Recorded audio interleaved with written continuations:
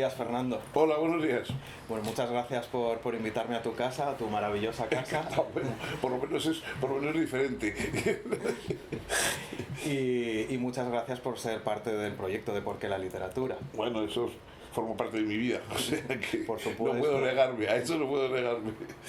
Así que bueno, empezamos con la pregunta obvia. ¿Por qué la literatura? Claro, en la literatura yo muchas veces me he llevado a colegios y cosas así para fomentar el amor a la lectura. Y yo siempre les digo que soy la persona menos adecuada, porque claro, es como si a una persona que le encanta el jamón de jabugo le llevas a la gente que explique por qué hay que comer jamón. Y yo pues digo, pruébelo, o sea, no se me ocurre otra cosa. O sea, no entiendo cómo hay gente que pudiendo leer no lee, ¿no? Y que no lee. O sea, eso me parece que es como mutilarse, ¿no? Yo, en fin, desde muy pequeño me pareció que la literatura era algo que nos multiplicaba, que multiplicaba el alma, ¿no? La vida, sobre todo cuando ya uno llega a la vejez, la vida es demasiado estrecha, todo está hecho de renuncias, si hago esto, no hago lo otro, y tal y cual. Y en cambio, la literatura pues, te permite multiplicarte. Los varones podemos ser Madame Bovary, los sedentarios podemos ser piratas, en fin, tienes otras vidas, puedes meterte en otros mundos. Y sobre todo eso, sobre todo das una especie de espesor, digamos, a tu existencia y a tu espíritu. Entonces, bueno, es algo tan lleno, a mi juicio, de ventajas que verdaderamente no comprendo cómo alguien voluntariamente renuncia a eso. Es como si la gente dice, no, yo no me muevo de casa y no viajo nunca. Bueno, en fin, usted se lo pierde, pues que se lo va a hacer, usted se lo pierde, claro. Sí, es cierto. Yo creo que la mayoría de la gente que no lee en realidad es porque no se da cuenta del tesoro y de lo maravilloso que es y de todos los lugares a los que puede llegar. Claro, además... Hoy yo creo, eso que dicen de que la gente no lee, no, la gente ahora, o sea, los jóvenes me refiero, que son siempre los que cuentan en estos casos, los jóvenes hoy leen mucho, lo que no leen es libros. Es otra cosa distinta, claro. Muchas veces olvidamos que el libro es una cosa que aparece en un momento de la historia no tan antiguo, es una cosa relativamente moderna, del Renacimiento, sí. y que desaparecerá. O sea, claro. Personas como Aristóteles o como Séneca no tuvieron nunca un libro en las manos. Entonces, es decir, y no por eso dejaron de leer. O sea, la lectura es lo importante, la lectura, la literatura, la poesía, el drama, eso es importante, ¿no? El hecho de que lo leas en un libro, de que lo leas en una pantalla, de que eso ya es completamente. Entonces, hoy los chicos, mal que bien, todos tienen que leer, desde WhatsApp hasta no sé qué. Todos están escribiendo, eso sí, verdaderamente hay una corrupción, digamos, de la forma de escribir, pero también el periodismo lo hizo. O sea, los titulares del periodismo que ahora nos parecen normales, compáralos con los que tenían los periódicos en el siglo XIX, y claro, ahora resultan incomprensibles. Claro. Todavía cuando viajas, por ejemplo, a América Latina, etcétera, etcétera, ves los titulares de los periódicos, a veces no los entiendes, porque claro, tienen la elisión de palabras y tal y cual, en cada sitio nosotros las ponemos en lugar de las que faltan, pero hay gente que no lo sabe hacer. Claro. De modo que yo creo que siempre, efectivamente, pues el hashtag y el WhatsApp influirán en el estilo literario, como influyó el periodismo, como influyó tal. Como el cine. Como el cine, pero bueno, eso pues no... Me acuerdo de un amigo, bueno, digamos, las películas estaban hechas a partir de Eisenstein, etcétera, sobre un modelo dickensiano de la narración, que es todavía lo que conocemos. Sí. La película, digamos, con planteamiento, nudo y desenlace, etcétera, se parece a una novela clásica y tal, ¿no? Y dice un amigo mío, todavía no ha habido un Mondrian del cine, ¿no? Es verdad. Y es verdad, no hay un Mondrian del cine, ¿no? Pero bueno, en fin, yo creo que también es verdad que, claro, esa lectura excesivamente fragmentada, una de las cosas más importantes es fomentar la paciencia, ¿no? Para disfrutarlas. Sin paciencia no se puede hacer nada. No hay arte, no hay ciencia, no hay nada. ¿No? Y eso, el mundo del zapping verdaderamente es una pérdida, ¿no? O sea, por ejemplo, bueno, yo hace ya 12 años que no doy clases. pero ya he empezado a notarse, y ahora los compañeros que están dando clases me lo dicen, lo difícil es mantener a la gente media hora atenta. O sea, porque claro, está todo el mundo con el iPad, con el no sé qué. Acostumbrado a ver 20 cosas a la vez. 20 cosas diferentes, y claro, el profesor allí sentado, el hombre dice lo que sea y le mira. O sea que, es verdad. y en los libros, sí, eso pasa lo mismo. Hay gente que los libros dicen, no, pues me estaba gustando, no, lo que pasa es que lo dejé a la página 25. Porque, pues, Claro, porque ha perdido esa costumbre de la continuidad de costumbre de tiempo. que sentarse y estar 2 horas con un libro en la mano, o las películas. A mí me pone nervioso cuando a veces, incluso cuando estoy con mi hijo, con alguien más joven y tal, que está poniendo la película y me dice, oye, mira a ver qué ponen en la... Y yo, pero bueno, si está poniendo la película ahora, cuando acabe veremos otra cosa. O sea, eso de modo que la paciencia es, claro, un libro exige paciencia. Claro. Exige paciencia para escribirlo, exige paciencia para leerlo. Tiene una continuidad que no tienen otras cosas. En fin, yo creo que eso sí es verdad que se pierde algo, ¿no? Es decir, sobre todo, claro, las grandes obras literarias, bueno, pues exigen una inversión placentera, pero una inversión de tiempo y de atención, ¿no? Sí, yo creo que de hecho además muchos jóvenes y gente que habitualmente no lee, llega de repente por casualidad, abre un libro, se pone a leerlo y si consigue mantener la atención, sí. acaba entusiasmado. Muy Hombre, poco claro. es el que no es así y no le sucede. La gente, Muy raro. Por supuesto, yo vamos, sí, pues, he pasado toda la vida con jóvenes y además intentando hacerles leer.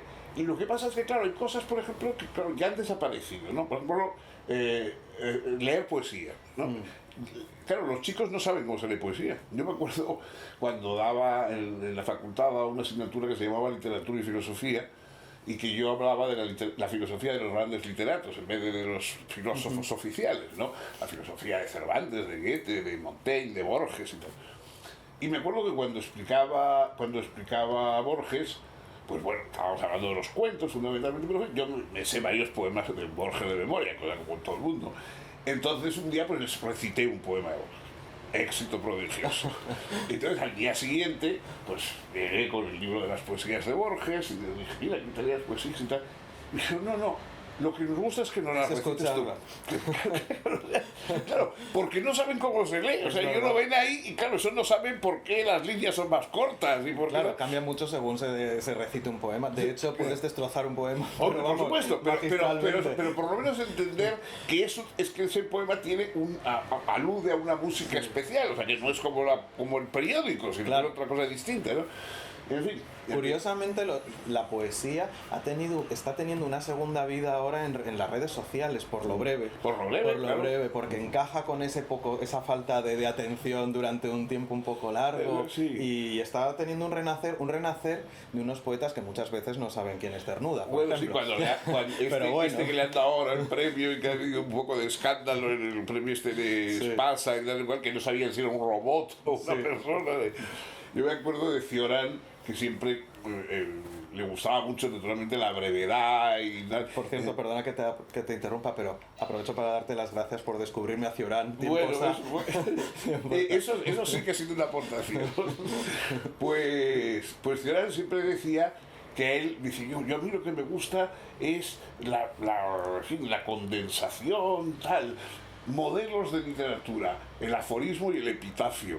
Pues hoy diría el aforismo, el epitafio y el Twitter. Claro, sí, le encaja perfecto. Le encajaba perfecto. Y fíjate, respecto a este proyecto, una de las ideas principales y de los cometidos es, hablábamos hace un momento de que el libro ocupa un tiempo a lo largo de la literatura y de las fábulas, y lo que pretende es que exceda los márgenes, es decir, que la literatura se convierta en acción también. Y moverla, porque yo creo que hay que intentar ponerla en este lenguaje de los jóvenes, en los lenguajes actuales, porque si se les permite verla, llegará. Hombre, la literatura es verdad que es una forma de vida. O sea, que si, yo a veces no sé, hablando con alguien, una señora mayor, tal y cual, y dice, no, a mí también me gusta leer.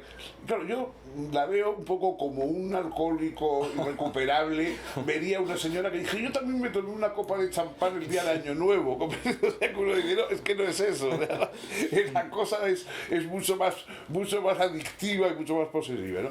Entonces es verdad que, claro, por otra parte, hay un momento en que uno, sobre todo cuando miras un poco atrás, dice, bueno, la literatura que me ha dado tantos placeres, que uno quizá podría escribir su biografía en vez de contar los otros acontecimientos, el día que descubrí Sherlock Holmes, el día que descubrí Nabokov, el día que... Bueno, pero claro, por otra parte, que me ha limitado mucho. O sea, que yo comprendo que la literatura ha absorbido las fuerzas, el tiempo, etcétera, y que entonces, claro, pues he vivido la mitad de lo que hubiera vivido si no hubiera leído. Ahora, por otra parte, pues me ha gustado más vivirlo así que vivirlo. Por un lado la mitad y por otro 3 veces más, claro, depende. Pero que es verdad, quiero decir, que no se puede tener todo. O sea, que decir, que decir, bueno, vamos, literatura y además hacer deporte, bueno, pues hay que elegir un poco. Es verdad, hombre, uno puede contrabalancear las cosas, etcétera. Pero es verdad que todas las verdaderas pasiones quitan tiempo. Sí. Ahí está el amor, No, por sin ejemplo, duda. el amor. ¿No? Claro. O sea, que quita muchísimo tiempo. Muy claro, es decir, lo que pasa es que, claro, el tiempo es también para invertirlo en algo. O sea, Claro. no está para guardarlo a ver si llega el momento, ¿no? Sí. Y en cuanto a hablabas antes de la educación, en concreto de literatura y filosofía, Sí. ¿qué papel ha jugado para ti? ¿O qué papel puede jugar? Porque en las aulas europeas se ha retirado las de humanidades que están en retirada, sin embargo en Estados Unidos, que lo estuvieron, están volviendo, y en el MIT o en Estados Harvard... Unidos se están volviendo. Bueno, en las universidades. Por te digo, en fin, que a veces es temible, pero las universidades americanas son terroríficas. Y la forma que tienen de enfocar las humanidades es deshumanizadoras. Entonces, sí, eso es cierto, pero están al menos entendiendo que la parte técnica necesita la parte humanística. Naturalmente, porque es que, digamos, tenemos una enorme ciencia de instrumentos, pero no tenemos una ciencia de fines. O Claro. sea, tenemos herramientas cada vez más sofisticadas, cada vez más tal, pero claro, no tenemos algo hacia lo que hay que dirigirnos. Evidentemente, eso, pues los aparatos, yo tengo amigos que no te hacen cuando, fíjate, ya con esto puedes dividir en 4 la pantalla, y cada pantalla, bueno, pero todo eso, ¿para qué? Claro, porque claro, a mí me parece muy bien.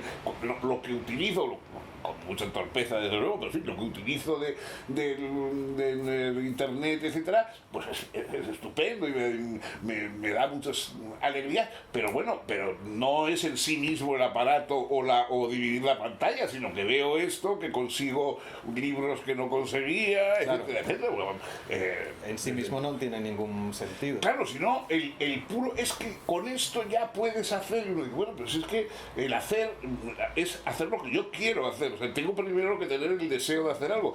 Por eso el internet es muy útil para la educación, pero sobre todo para la gente que está educada ya, que siga ampliando sus conocimientos. O sea, a un niño, como ya tiene ADSL, ya está... No, la educación, yo lo que tengo miedo de esto, después de la epidemia de esto de la teleeducación, del teletrabajo, etcétera, es que creamos que se puede sustituir la presencia humana. O sea, yo creo que educar se educa cuerpo a cuerpo. Hay cosas que no podemos aprender a vivir más que de una persona que esté viviendo con sus defectos y con sus fallos delante de nosotros, no con un aparato, no con un... entonces, realmente... bueno, a mí me parece muy bien y todos aprovechamos Internet para informarnos y para tal, pero claro, no es de educación. No. Es lo mismo que hay cosas que, eso, el amor o la educación, pues son cuerpo a cuerpo. Es insustituible. Hablaba precisamente porque la literatura con Nuccio Ordine, que está muy asustado con el tema, y dice, quieren aprovechar para ahorrar y alejarnos de las aulas y que todo sea en línea. Yo siempre he creído que un aula es en sí misma más educativa que nada de lo que se dice allí. O sea, tú sacas, sobre todo en los primeros años, luego ya una universidad, etcétera, es otra cosa distinta. Pero en los primeros años, a un niño de 6, 7 años, que está en su casa, que está acostumbrado nada más a estar con papá, mamá, la abuelita, no sé qué, etcétera, etcétera. Lo sacas, lo metes en un sitio con otros de su edad. Tiene que empezar a aprender un poco las pautas sociales, tiene que aprender un poco los trucos sociales. Bueno, también. te cambia la vida.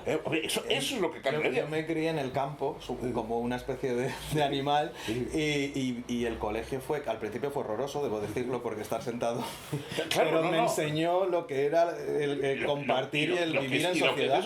Y lo que es claro, Kant decía que la función más importante de la escuela es enseñar a los niños a que hay que estar una hora sentados. Claro. O sea, que claro, eso es una cosa que un niño no lo sabe. Sin duda. Sin duda, ¿no? Y, en fin, yo creo que eso, o sea, que el aula, la convivencia del aula, el ver al profesor, con sus torpezas, y reírse del profesor, porque todo eso forma parte de la educación y de la formación de la persona, ¿no? O sea que, no sé, yo tengo un poco de miedo. Eso sí me da más miedo, ¿no? Sí, eso es peligroso. No creo que en fin, las cosas de que ya con internet todos nos convertiremos en máquinas, esto es una tontería. Pero esto sí, esto es un problema porque es una pendiente muy fácil, claro. O sea, además es un problema económico. Económico, claro, hay cosas que estás viendo. Yo, por ejemplo, antes me gustaba mucho ir de librerías y tal, ahora comprendo que me meto en internet. Claro, ya en Amazon, no sé qué, tienen mi paradigma, con lo cual me mandan todos los libros que pueden interesarme. Claro, es que voy ahora todavía a la librería de algún amigo, etcétera, por verle, pero claro, comprendo que realmente eso sí que está, yo creo, bastante condenado, ¿no? Y no digamos los periódicos, que también van a ser una pérdida, ¿no? Pero... Sí. Pero bueno. Y hablábamos antes de literatura y filosofía. Esa es una parte, cómo la literatura de algún modo casi se adelanta. Bueno, tú como filósofo, como pensador, no sé, y literato y gran lector, cómo empieza a hablar de la idea filosófica, de lo que subyace antes incluso de la idea. Aristóteles no sabía que era un filósofo, él se dedicaba a las cosas que le interesaban y que le gustaban, que hoy las llamamos ciencia, es decir, le encantaba leer a Homero, o sea que no, esa idea de que Aristóteles pensaba y Homero no, es que eso es una cosa completamente ridícula, o sea que es que luego ha habido esas diferencias de categorizaciones y tal, pero en fin, no, anda, leer un paper de un profesor de Princeton sobre filosofía, que es una cosa, un refrito de otros 20, a leer una obra de Shakespeare, claro. Vas a decir que la obra de Shakespeare no tiene pensamiento y el refrito sí, o sea que eso que no, eso son cosas, por supuesto que los grandes escritores son a la vez pensadores, o sea, puede que no practiquen un sistema filosófico y que eso puedes estudiarlo aparte, pero bueno, pues un Thomas Mann o un Borges o un Goethe o un Montaigne o un Cervantes, pues, sí, a través de sus fábulas, digamos, claro, nos hace que lo entendamos mejor. Pensando constantemente, claro. En narrar una fábula es una forma de pensamiento, es lo mismo que hacer un silogismo, vamos. Sí, pues eso, y luego me lleva a la infancia, en tu caso, con un libro maravilloso que empieza con todas tus lecturas de niño y que hemos seguido, y yo creo que nos ayuda, a mí desde luego lo ha hecho, a mantener esa ingenuidad y ese interés por las cosas. Bueno, yo es que me da un poco de reparo decirlo, pero claro, ese libro trata de mis lecturas de niño que son las mismas que hago ahora. De que todos esos autores sigo leyéndolos. Ahora, cuando he estado aquí encerrado durante estos meses, he aprovechado para ver otra vez todas las películas que me gustaban, de Viaje al centro de la Tierra, y no sé qué, todo lo que me ha gustado, y las lecturas. Pues bueno, he introducido naturalmente otras lecturas, pero si me cae en mis manos un libro de Salgari o de Stevenson que no me acuerdo bien del argumento, inmediatamente lo vuelvo a leer todo entusiasmo. Sí, es que como que además vuelve lo que decías antes de marcar la vida a través de las lecturas, claro. Al releerlo vuelve también ese tiempo. O sea, lees el libro y además relees tu propia vida cuando leíste ese libro por primera vez, ¿no? Sí. Pues nada, muchas gracias, Fernando. Muchas gracias y bueno, esto es el principio estamos empezando con el proyecto, pero esperamos llegar a muchos sitios. Pues me parece muy bien, y en fin, ojalá que ya no tengamos que enmascararnos. Y que la próxima vez hagamos ya un congreso con público donde nos podamos abrazar. Que no viene mal. Pues muchas gracias y hasta pronto. Bueno, igualmente.